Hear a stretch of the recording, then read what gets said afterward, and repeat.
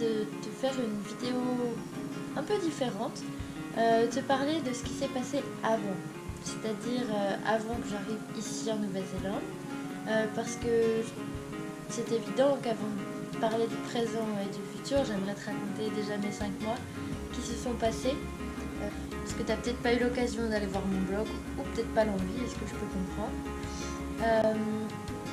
Je suis partie le 12 novembre, c'était une bonne journée.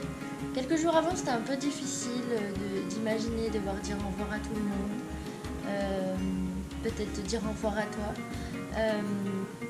Ça a été vraiment difficile de se dire que ça y est, c'était bientôt le jour J et que j'allais partir et que je partais dans l'inconnu total, que même si j'avais déjà prévu un peu mon voyage, je savais pas vraiment comment ça allait se passer, qui j'allais rencontrer, est-ce que j'allais m'y faire ou pas. Et le matin du 12 novembre, j'étais prête. J'étais vraiment prête à affronter des aventures, que ce soit des bonnes ou des mauvaises. J'étais prête à découvrir le monde, prête à rencontrer plein de gens. Et ça m'a surpris parce que déjà, je ne pensais pas être capable d'autant de confiance en moi. Et ce matin-là, je me suis réveillée, j'étais de bonne humeur, heureuse, enthousiaste, excitée. Plus d'ombre au tableau, j'étais prête. Et ça a été vraiment un bon moment parce que je savais que j'étais soutenue par ma famille et mes amis, qu'ils étaient là derrière moi, à m'encourager à suivre mes rêves. C'était vraiment un bon moment que j'ai apprécié. Oui, c'était vraiment une bonne journée, longue journée parce que je suis partie très tôt, j'ai pris le train, je suis arrivée à Paris, je suis allée voir ma cousine, c'était un bon moment. Et après, j'ai attendu à l'aéroport longtemps parce que j'étais en avance, parce que j'ai toujours peur de louper mon avion. Et ensuite, l'avion, ça a été long aussi, j'ai fait des belles rencontres, j'ai bien discuté. C'était 3 vols, dont un de 13 heures, donc c'était très très long. Et je suis arrivée à Perth le 14 novembre. Nirina est venue me chercher, donc une amie à maman et à moi. Et là a vraiment débuté l'aventure. Et je suis allée me coucher en me disant, ça y est, tu l'as fait, t'es partie. Maintenant, tout va se dérouler à la perfection parce que t'es prête et t'es partie.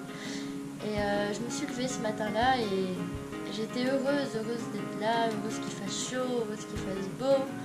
Et prête à découvrir un nouveau pays, discuter en anglais tout le temps. J'étais prête. Et je me suis très vite fait à cette ville. Perth, ça a vraiment été un coup de cœur. Une ville grande mais à taille humaine, où je me sentais comme chez moi très vite. Elle est grande mais on peut très facilement se repérer. Et je me suis fait des amis, des vrais amis avec qui je garde encore contact un petit peu. Parce que c'est vrai que pendant le voyage, c'est pas toujours facile, mais j'ai été accueillie par une famille qui restera toujours dans mon cœur. Je fais des gros bisous, Amy et Steve et les enfants. Ça a été vraiment 2 mois de pur bonheur, de rencontres, de rires, d'anglais. Parce que évidemment on parle anglais tout le temps et ça m'a fait un bien fou. J'aime beaucoup parler anglais et ça m'a fait aussi réaliser qu'il fallait que j'augmente mon niveau parce que j'étais pas encore au top, enfin pas au point que j'aimerais. Et voilà, ça a vraiment été des découvertes. J'ai fait 2 road trips, donc un dans le nord, dans le parc national de Calvary. C'était des paysages majestueux, immenses, la définition de l'Australie, et un road trip dans le sud où je suis allée jusqu'à Albanie. Et j'ai vu des plages extraordinaires, des lieux magiques. C'était vraiment 2 road trips top, avec des gens adorables avec qui on a bien rigolé. Et voilà, et c'était vraiment un bon moment.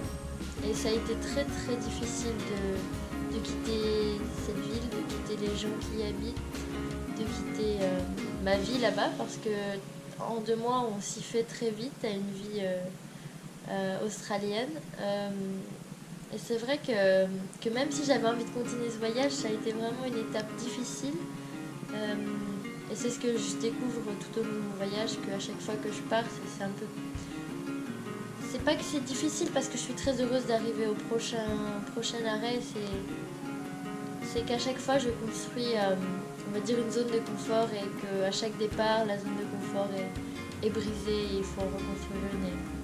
Mais c'est ça le voyage et c'est ça que j'avais envie. J'avais envie d'être capable de ne pas m'enfermer dans une zone de confort, mais d'être ouverte à toutes les rencontres, à toutes les aventures sans que je me sente brisée et sans que je me sente plus moi, mais au contraire me retrouver à chaque endroit et être toujours moi, peu importe où je suis, peu importe avec qui je suis. Mais voilà, c'est vrai que c'est pas facile. Je pense que même à la fin de ce voyage, ça sera toujours pas facile de dire au revoir aux gens qu'on apprécie, qu'on aime, que c'est nos nouveaux amis. Et c'est vrai que c'est difficile, mais c'est aussi intéressant de voir à quel point on a une capacité d'adaptation extraordinaire et que voilà, les gens dans le monde entier sont pareils, c'est-à-dire que on se fait des amis, on est triste de leur dire au revoir, on a les mêmes centres d'intérêt, on a les mêmes blagues, c'est vraiment intéressant de voir ça. Et du coup, voilà, quand je suis partie en direction de l'Indonésie.